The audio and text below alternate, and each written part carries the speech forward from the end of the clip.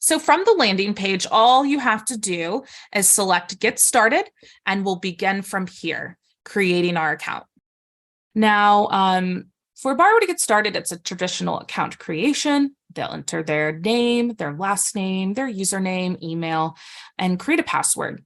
Once they've registered, they do have to go through a authentication of their information. So they'll receive an email and they will input a confirmation code, which they receive.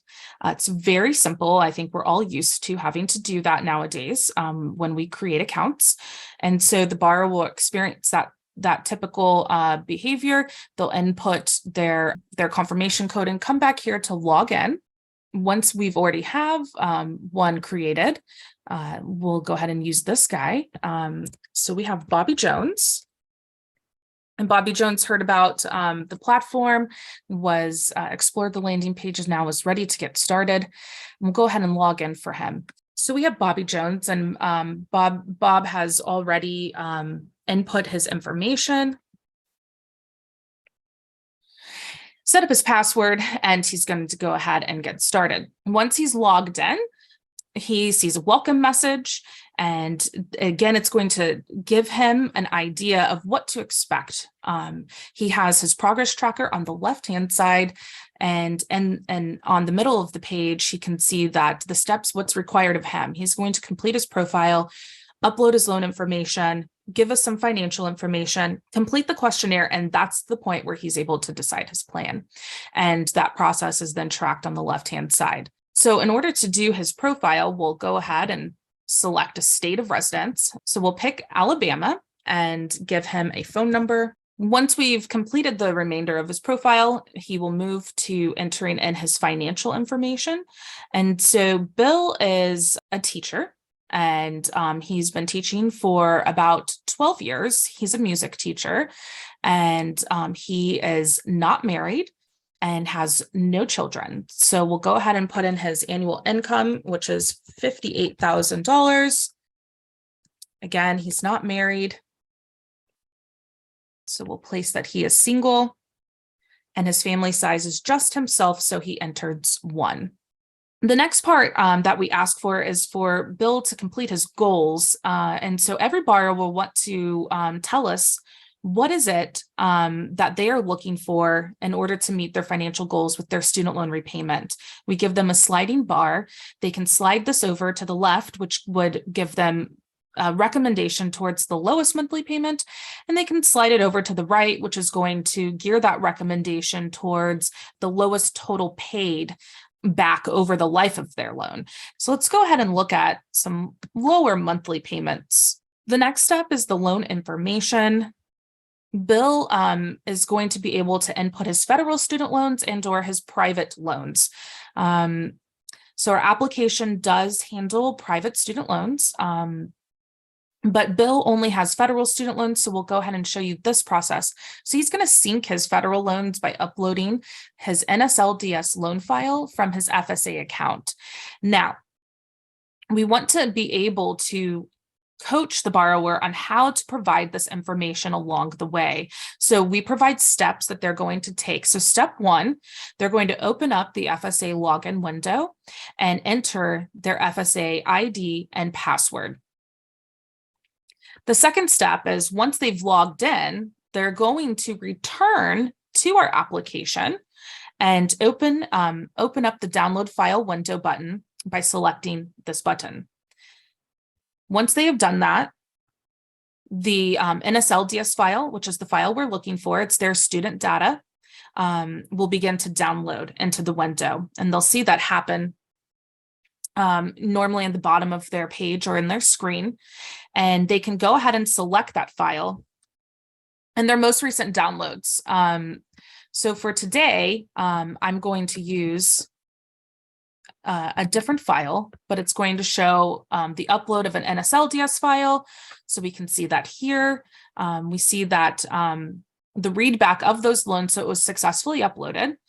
We have 2 loans here. It's a consolidation loan, an unsubsidized and subsidized. We see those loan amounts. So Bill has some significant student loan balance. And like I mentioned, he does not have private loans, but we can go ahead and take a look at the entry of private student loans. This is a manual process. We provide the ability to enter your private student loans via the bank that you have your loans with.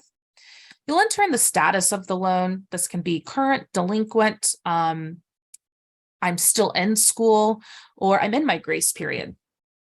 We can do the school loan, the school lookup. So where were you attending while you received that loan? The date you received it and the interest rate. So this is all very important information. This is the information really we're getting in that NSLDS file in and around. We don't need as much with the private student loan as it's lender specific on how we can look at what available solutions are for each of these private student loans. But one thing that we do need to know that's very important to the calculations are how long have you been paying back your student loan? So we try to give them the easiest way possible to enter that. If they enter in, I started paying this on my loan in around November of 2014, then we can calculate essentially with the balance where that loan originated from, what the current balance is, and when they started paying it, so that we know how long, how many months they have to repay the loan and what that monthly payment is. So we go ahead and try to calculate some of that for the borrower. And when they've added the loan, they'll select add, and that'll get added to the read back here that we see of the loans. Again, since Bill does not have any private student loans, we'll go ahead and proceed now that we have the federal loans. So next step is to generate the questionnaire and for Bill to complete this questionnaire. The questionnaire is dynamic. We don't know how many questions we're going to see or we're going to have to answer. So we provide a progress bar if you look up here at the top. And that gives the borrower an indication of how much longer they have to go, so they know they're not here and forever, essentially. So are you inquiring about someone else's loans? We know that today, as Bill is sitting here answering the question, so we'll say no, we're not inquiring about anyone else's loans. And we select next. Are you employed? Well, we know Bill is employed, so we select next. And are you disabled? No. And are you currently a student or enrolled to begin classes within 3 months? We'll go ahead and select no. What best describes your current employment status? And so we give employed part-time, self-employed, lots of different options. And we know that Bill is a full-time teacher, and we'll go ahead and put in employed full-time. What sector best describes your occupation? And we know that Bill is in education, so we go ahead and select that. And which of the following degrees have you earned? Select all that apply. And so Bill has a bachelor's and a master's degree. And so we'll go ahead and also select high school and move forward. And have you ever filed for bankruptcy? If so, select which kinds. And we'll say, I have never filed. And do you believe that you can dispute your student loans because of the balance owed or issues with the school? Yes or no. We'll select no. And have you worked or do you plan on working in the eligible occupation for at least 10 years? We'll say yes. And as you can see, our questionnaire is almost towards the end here. And which occupation best describes your job in the education sector? The best one for Bill is going to be this elementary education. He's an elementary music teacher, and we'll go ahead and select that and move forward. And have you worked or do you plan on working in this qualified teaching position since 1998? We'll go ahead and select yes. Now, once the questionnaire is done, we'll be able to review our responses. So we can look at, beginning from our income and goals, what we entered, a recap of our loan information that we were able to input, and the answers to our questions. So if I was needed to, the borrower is able to go ahead and flip back and change any answers that they would need to, or edit any information. Once we're okay, we move forward. We can see here we're looking at different options. So the first thing that comes up for Bill is pausing our monthly payments for our federal student loans. It tells Bill, hey, you're eligible to stop making payments, and we have found some of these options. Well, we can take it or not take it. So Bill sitting here goes, I'm already in a postponement, so I'll go ahead and not select that. And then the next thing we see is our forgiveness options. We see two, and we've identified that the public service loan forgiveness program fits Bill, or the teacher loan forgiveness program. We'll go ahead and we select the top one. It is kind of in a tiered ranking system and how we highlight the solutions here. And so we'll go ahead and select the public service loan forgiveness program. We can skip any selection. Again, the no selections available on each step of the way. And then now it comes back down to our monthly repayment options. And this shows the best solutions with the lowest monthly payment. So in the beginning, when I was setting my income and goals, I said I want the lowest monthly payment. And so we see option 1, it's showing me the top recommended. We've got a payment of $313. We have a term of 240 months with a total repaid. There are some other ones that in and around will equal. We can look at, why one is recommended over another by viewing some of the income or the payment plan description. So we'll go ahead and look at that. And we can review all of our options. We also show them the other side of those goals. So if they would have selected, the lowest total paid back, again, that defaults to actually the one we're recommending, and the best balance solution. So overall for Bill, I think it's pretty straightforward how we're presenting this, that the best solution for him to choose will be this income-based repayment plan. And so we'll go ahead, select that, and continue on. What we're getting here is a recap of the plan that we've put together.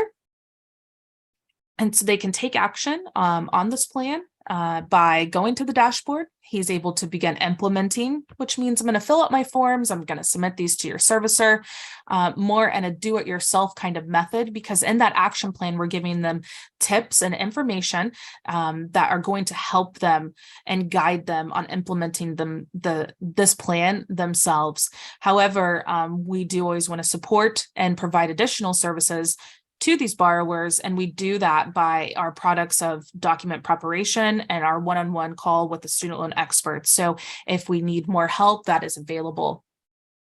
So let's go ahead and go to the dashboard and check out what we can do here.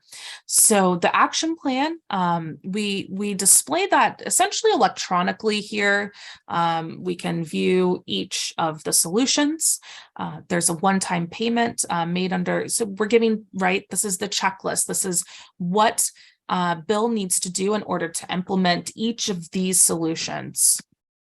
And we can view that really in a PDF form as well. So here we see an action plan. It gives an overview. It tells them, here's your loans, here's your plan, here's the tips, and here's the forms, and here's your checklist. So it's everything that essentially is on the dashboard, but in a takeaway.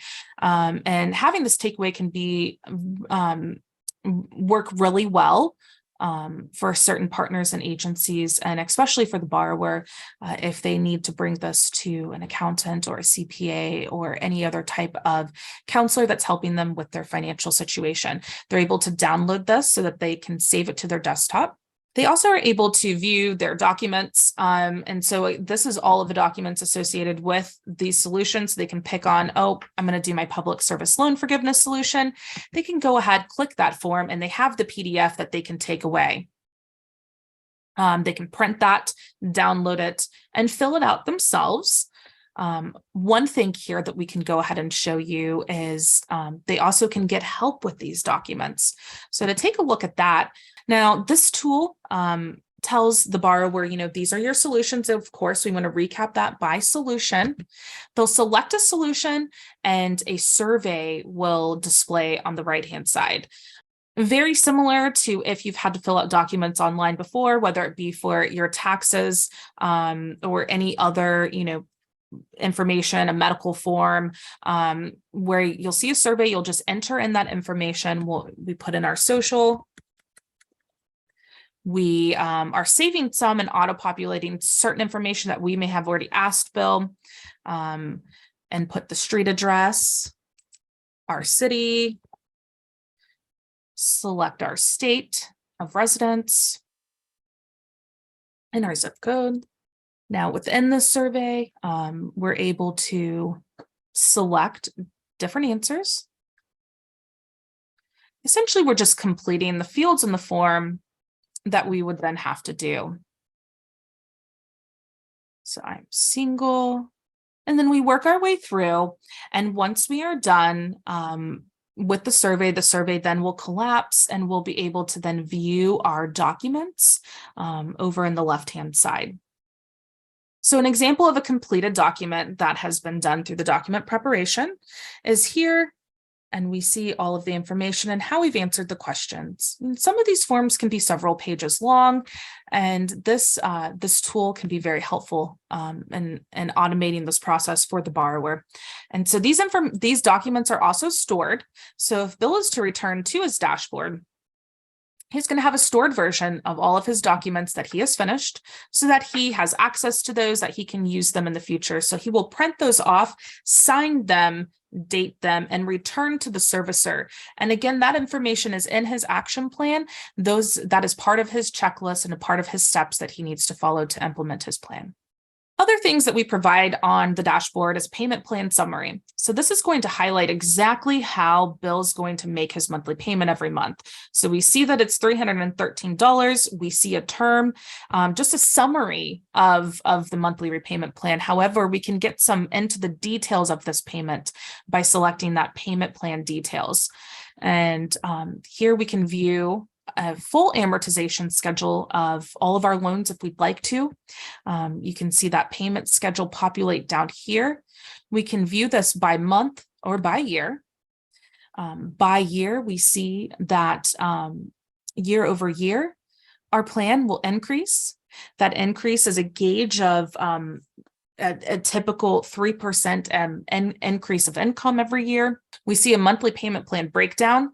So Bill does have two loans. It is a consolidation loan, but a portion was subsidized and unsubsidized. And we can see how that total 313 is broken down.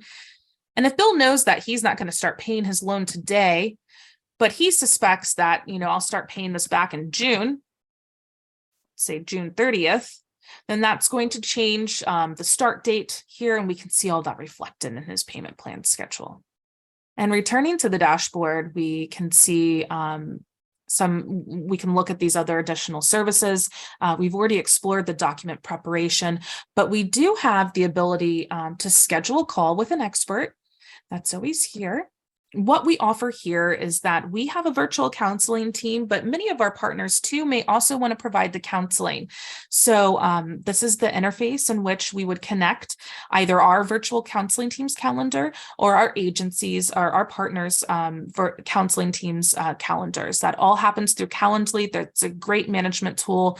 We'll see all the available time. Right now, we're seeing no times in December, but we can view by month. We'll be able to select a date available, a date and month. Once that is popped in there, we'll be able to select January 2nd, look at 9 a.m. We'll go ahead and confirm that time and we'll schedule that event. There's a lot of integration benefits into using Calendly. As a partner, you can customize messaging and how you want this to look and feel. But essentially, if you've used any Calendly or automated scheduling, it's very simple for the borrower to do that. So the borrower Bill, our borrower Bill, is going to receive an email that's going to show him, this is your scheduled event that's going to happen with Dave. Dave's going to get an email about that scheduled event. Now, if we go back to the dashboard, Bill can also manage that appointment through his dashboard at any time. So we do provide him the ability to reschedule this or cancel this. And the other thing that we've integrated is a refinance center. We have partnered with Splash Financial, and we're able to explore some refinance options if that is available for the borrower. So that is the dashboard.